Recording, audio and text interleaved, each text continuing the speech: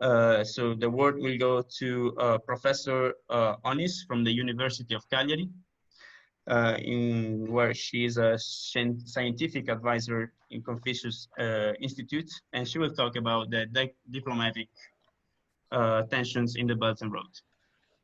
Thank you, Professor. Thank you very much. I'll try to share my desktop, my presentation. Sorry. I hope I won't have any problem.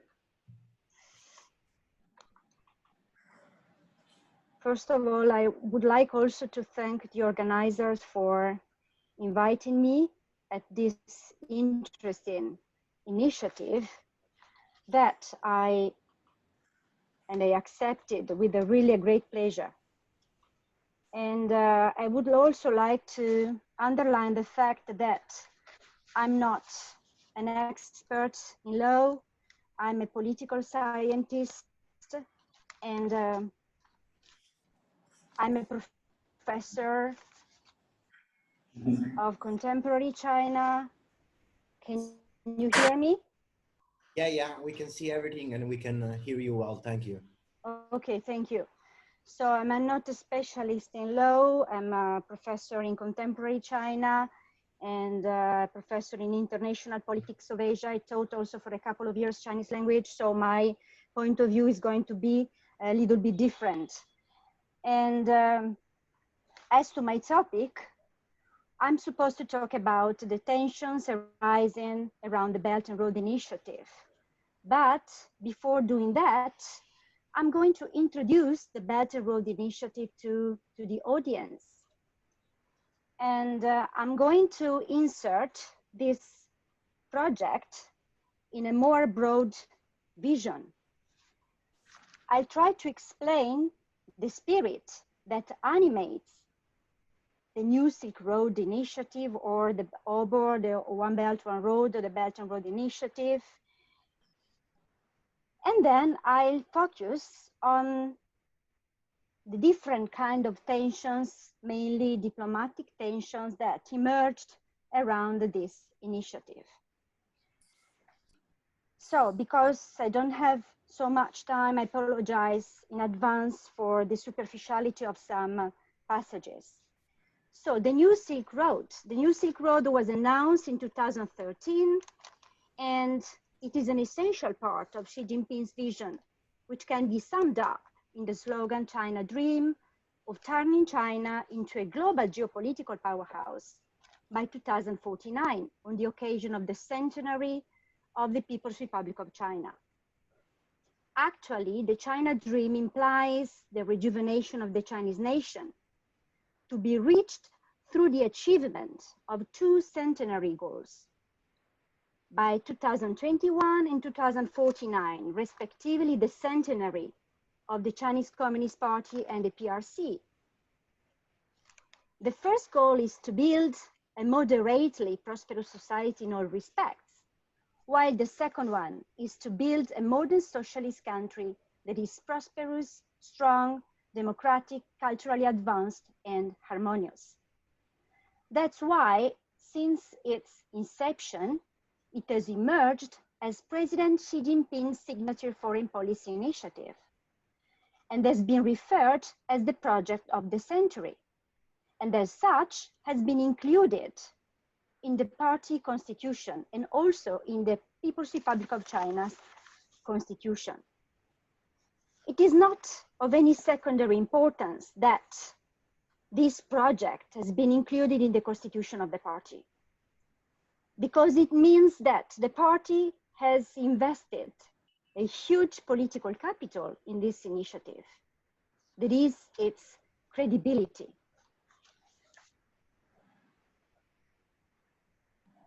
What about the New Silk Road? As already mentioned by those who have preceded me, the project, the One Belt, One Road, is aimed to strengthen China connectivity with the world in many aspects, and included originally two roads: a land route between China and Europe, which goes through the ancient Silk Road, which is named Silk Road Economic Belt, while Another route is the maritime trade route linking Chinese ports with the African coasts and Europe's Mediterranean nations, called 21st Century Maritime Silk Road. Over time, the Chinese authorities, the Chinese leadership, decided to change the acronym, the English acronym for this initiative, while in Chinese it remained the same, 一带一路, which translates both One Belt, One Road and the Belt and Road Initiative. And the changing of the name reflects a project that doesn't follow a fixed blueprint,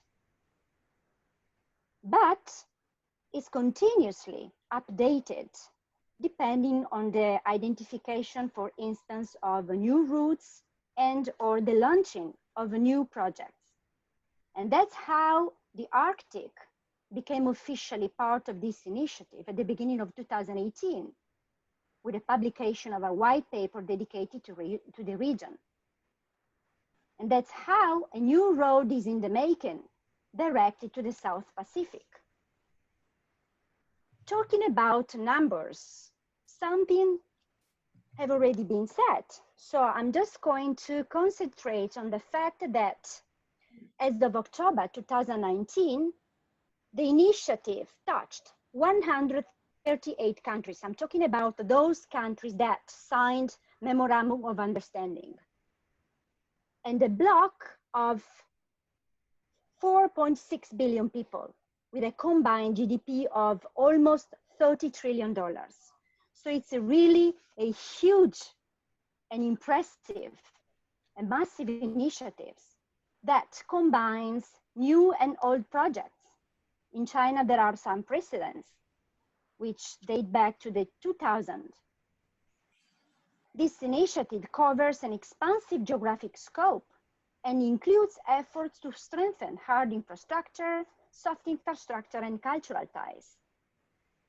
This is a map that shows the distribution of countries in all the continents according to their signing of Belt and Road Memorandum of Understanding. As you can see, the majority of them are concentrated in Africa, Sub-Saharan Africa and North Africa, but also a huge number of countries are in Europe and Central Asia, and the rest are in East Asia, Pacific, and South Asia.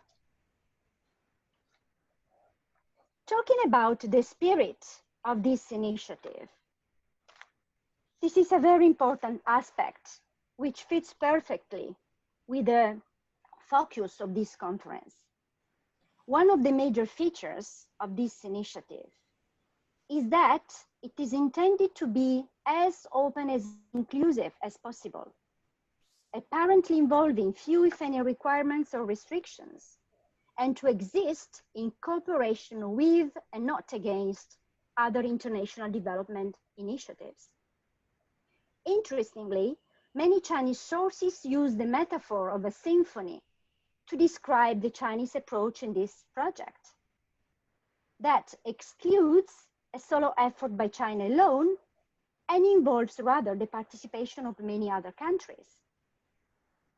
And the process for achieving inclusiveness is based on the so-called three togethers, allegedly proposed by the Chinese president himself. The first together implies discussion among the parties concerned to identify projects of cooperation for mutual benefit.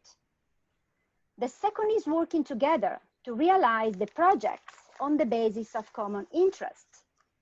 And the third is enjoying together the fruits of this common endeavor. So I agree with Dr. Michele De Gasperis when he says that this initiative is a peace initiative. What about the Belt and Road evolution? The Belt and Road evolution has been enlarging its scope from an initiative solely focused on infrastructures to one which also includes industry, technology, cultural, legal, and environmental components. And as we have seen, more recently, health ones. Actually, since the outbreak of the COVID-19 pandemic, Beijing has quickly tried to turn the crisis into a geo-economic opportunity and started to talk about the Health Silk Road. At the same time, the Belt and Road Initiative has been enlarging its geographical reach by shifting its focus from the historic Silk Road to the entire globe.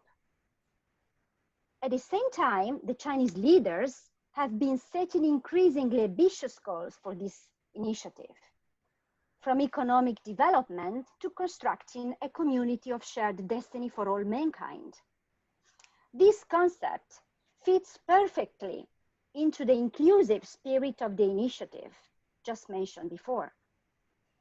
And it is interesting because this kind of concept started to circulate in the international community. Think about the fact that this notion was written in a UN resolution related to promoting peace and stability in Afghanistan and the surrounding areas on March 2017. But as the Belt and Road Initiative enlarged its scope, enlarged its geographical realm, it also became a source of tensions and became a source of skepticism.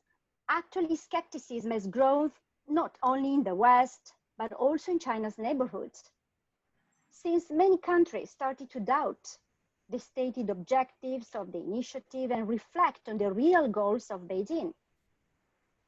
Western analysts, for instance, depict the Belt and Road Initiative as a grand strategy designed to produce a more multipolar order in Asia and globally, and even to reclaim China's geopolitical dominance in Asia, in order to challenge US dominance and restore a Chinese-centered order. And this skepticism has been accompanied by some diplomatic tensions that sometimes go beyond the initiative itself. Some of these tensions have a geopolitical nature and reflect pre-existing tensions, originated well before the initiative was launched.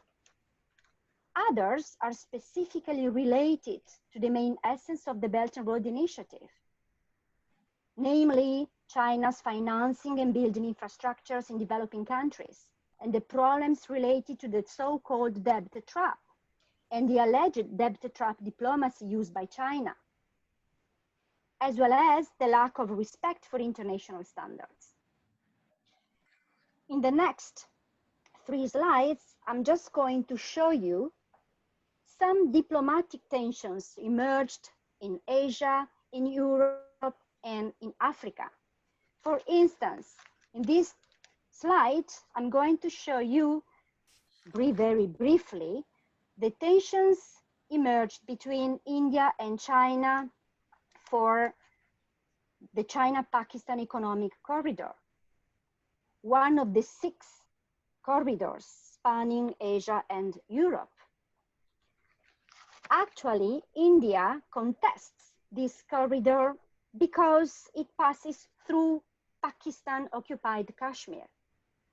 But at the same time, Indian critics reflect the deep tensions on border disputes with the People's Republic of China over the sovereignty of pieces of territory, which represent a legacy of the colonial past. On the other hand, we have criticism expressed by New Delhi related to the growing investment China is making in Sri Lanka, with the Ambatota case in particular. In this case, tensions reflect mainly the fact that India claims and defends its regional leadership and contrasts China's growing influence in South Asia. For Europe, I selected a very interesting case. This is the case of Montenegro and the building of the highway from Bar to Belgrade. In this case, the Montenegro case is under scrutiny because of its membership to another initiative, another important initiative that China launched in 2012 in Central and Eastern Europe and in the Balkans, the so-called 17+1 initiative. And this initiative aims to intensify cooperation and expanding cooperation with both EU members and these Balkan countries. And China's actions, of course, are perceived by Brussels as a sort of a divide et impera strategy, affecting the unity of the EU, exercising negative influence over the EU members or the potential members' strategic choices. Finally, the diplomatic tensions emerged in Africa around the Djibouti railway are strictly related to the fact that, together with this massive investment in Djibouti, China also opened in 2017 its first overseas military base. Even if Chinese don't like to talk about a military base, they prefer to use the term of facility base, logistic base, useful for refuel, for instance, it's ships which are participating, Navy ships which are participating in peacekeeping operation, humanitarian operation, or even anti-piracy missions. So, concluding my brief presentation, I'd like to express a few remarks. The first is certainly that the Belt and Road presents tremendous opportunities in terms of trade and growth, while also posing deep challenges for both China and the countries involved. Because of its size and peculiarities, the realization of the initiative may be derailed by different factors. The crisis related to the COVID-19 pandemic is just an example, and not a secondary one. China may be obliged to renegotiate and or even write off a lot of debts that developing countries may not be able to repay. Because of its size and peculiarities, being a party-dominated initiative, the Belt and Road Initiative is perceived with a growing criticism, and its realization can be hindered by different factors. On the other hand, some of the accusations related to the specific dimension of financing and building infrastructures in developing countries. I'm referring in particular to the alleged pursuing of a debt trap diplomacy by China appear to be not entirely funded.